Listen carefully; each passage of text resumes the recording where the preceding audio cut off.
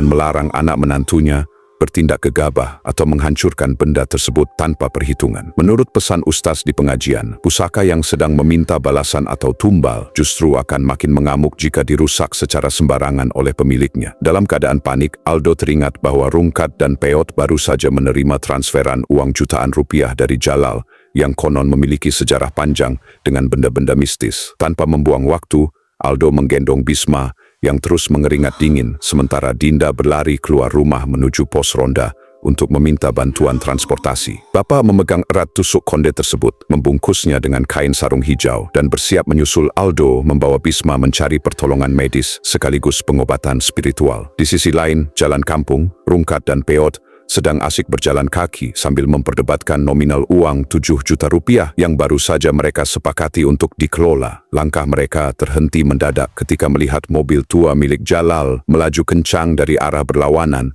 dan hampir menyenggol tiang listrik di dekat gang. Jalal melompat keluar dari mobilnya dengan wajah pucat pasi dan napas terengah-engah, mengaku bahwa ia baru saja mendapatkan firasat buruk mengenai keselamatan Bisma. Jalal secara terbuka membeberkan bahwa tusuk konde yang dipegang Aldo sebenarnya adalah bagian dari sepasang pusaka tua peninggalan leluhurnya yang telah lama hilang. Kehadiran uang transferan 7 juta rupiah tersebut rupanya secara tidak sengaja mengaktifkan kembali ikatan gaib di antara kedua pusaka tersebut. Tak lama kemudian, Aldo dan Dinda tiba di lokasi dengan membonceng motor tetangga, menggendong Bisma yang condong lemas tak berdaya. Pertemuan darurat di pinggir jalan itu diwarnai ketegangan tinggi ketika Rungkat menuding Jalal sebagai penyebab utama atas kemalangan yang menimpa keluarga Pak Alex. Jalal yang dipojokkan tidak membantah, melainkan meminta izin untuk menyentuh kening Bisma sembari membacakan bait-bait mantra peluntur yang diajarkan oleh almarhum kakeknya. Peot dan Rungkat hanya bisa terpana menyaksikan Jalal yang biasanya licik dan gemar menipu kini bersikap sangat serius demi menyelamatkan nyawa seorang anak kecil. Setelah Jalal meniup kening Bisma, napas anak kecil itu perlahan-lahan kembali stabil. Meskipun demam tingginya masih memerlukan penanganan medis yang memadai. Dengan sisa waktu yang ada, mereka semua sepakat membawa Bisma ke puskesmas terdekat menggunakan mobil tua milik Jalal agar mendapatkan infus dan penurun panas. Di dalam perjalanan, Rungkat akhirnya menyerahkan uang 7 juta rupiah hasil pemberian Jalal kepada Aldo untuk membiayai seluruh administrasi medis Bisma tanpa syarat. Aldo menatap Rungkat dengan mata berkaca-kaca, merasa bersalah karena sempat berprasangka buruk pada tetangganya yang ternyata berhati emas di saat krisis. Dinda terus memeluk Bisma di kursi belakang, merapalkan doa-doa keselamatan agar anak tercintanya bisa melewati malam kritis ini dengan selamat. Jalal menancap gas mobilnya sekuat tenaga menerobos pekatnya malam, melupakan segala perselisihan masa lalu demi keselamatan sang bayi. Sesampainya di puskesmas, tim medis langsung bergerak cepat memberikan pertolongan pertama dan memasang tabung oksigen serta cairan infus pada Bisma. Dokter mengonfirmasi bahwa Bisma mengalami kejang demam kompleks yang sangat berbahaya jika terlambat ditangani beberapa menit saja. Dinda dan Aldo bernapas lega di koridor ruang perawatan, mendengarkan penjelasan dokter yang menyatakan bahwa kondisi vital Bisma kini sudah relatif terkendali. Di luar ruangan, Bapak yang baru tiba membawa pusaka terbungkus sarung langsung berkumpul bersama Jalal dan Rungkat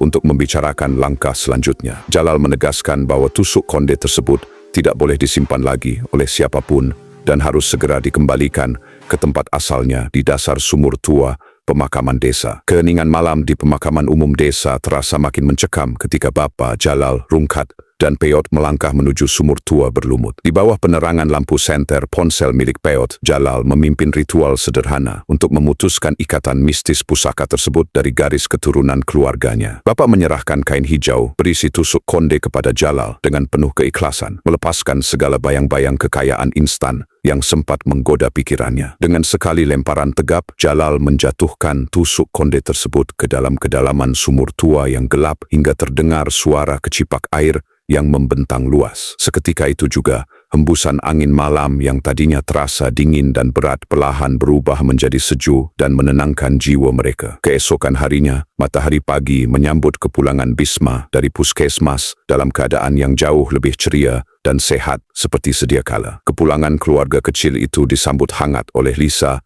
yang sengaja memasakkan sup ayam hangat menggunakan uang hasil pekerjaan sampingannya. Dinda menangis haru melihat kebaikan para tetangga yang saling bahu-membahu menolong keluarganya tanpa memikirkan perbedaan status atau konflik masa lalu. Aldo berjanji di hadapan bapak dan seluruh warganya bahwa ia akan bekerja lebih giat dan tidak akan pernah lagi tergiur oleh jalan pintas atau benda-benda mistis. Bapak tersenyum bangga melihat perubahan kedewasaan pada diri anak menantunya setelah melewati ujian hidup yang sangat berharga ini. Sore harinya, Jalal dan Rungkat tampak duduk bersama di teras rumah Pak Alex menikmati teh hangat dan peci baru yang sengaja dibelikan bapak sebagai tanda terima kasih. Perselisihan sengit yang telah berlangsung berbulan-bulan di antara mereka berdua akhirnya meleleh, berganti menjadi hubungan kekeluargaan yang erat dan saling menghormati. Peot yang sibuk merekam momen langka tersebut tersenyum puas karena videonya kali ini tidak hanya berisi lelucon konyol, tetapi juga kisah kebaikan dan perdamaian warga desa. Kehidupan di pemakiman mereka kembali berjalan normal dengan penuh ketenangan, kejujuran, dan rasa saling tolong-menolong yang tak ternilai harganya. Mitos tusuk konde yang sempat menghantui desa akhirnya benar-benar berakhir tanpa meninggalkan korban atau penderitaan berkepanjangan